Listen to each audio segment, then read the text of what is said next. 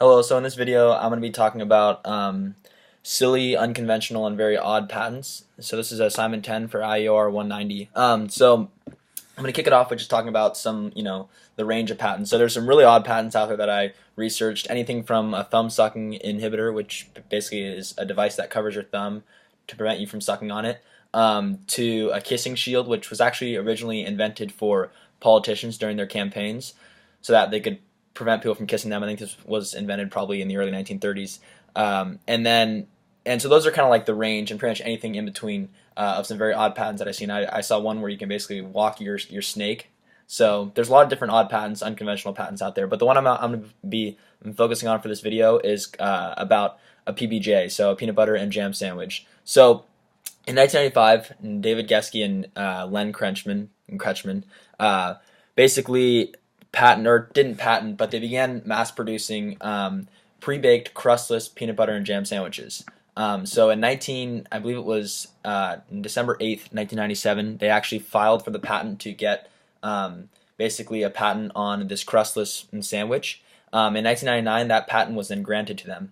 But in 2001, they sold that patent off to the Smuckers, so the J.M. Smucker Company, also known as Smuckers.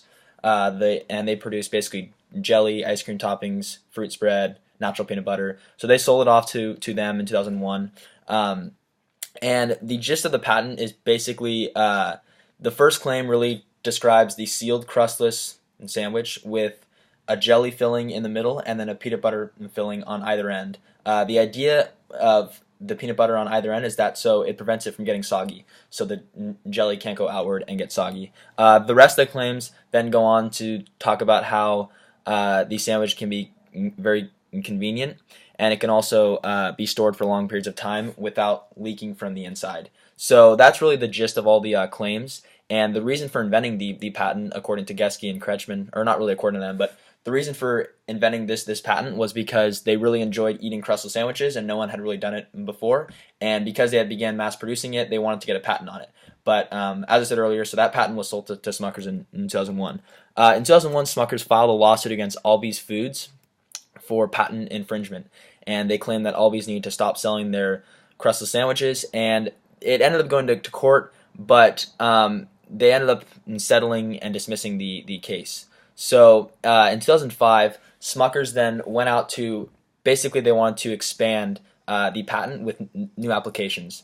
But and according to some, I was doing some research. According to a Harvard business professor and some other people, this is actually pretty common. So a lot of companies will try to build a family of patents around a certain product that is selling very well. So in this case, the PBJ sandwich accounted for $15 million of Smucker's total sales in a year and a half. So obviously this patent is very critical to their sales, to their revenue, and to their company. So they wanted to build kind of a family of patents around that. However, obviously there's a lot of things associated with this, and non-obviousness is one of those. So the court actually argued that initially the patent was granted because it was considered non-obvious, and the person who granted the patent, his name was Lian Tran, and he said that the patent was non-obvious because it was essentially not because there was no crust, but because it was essentially creating a new type of sandwich. It was a sandwich within a sandwich, and that was the peanut butter or the jelly and the peanut butter on either end, and then it had crimped edges. So he kind of thought the inventors were onto something new, and for that reason he thought it was non-obvious. But in this 2005 case, when they tried to expand the patent, the court argued that it was obvious, and that someone of ordinary skill in the art would be able to create something like this, and it really hadn't fully elaborated on any prior art. So for that reason, they did not allow Smuckers to expand this patent.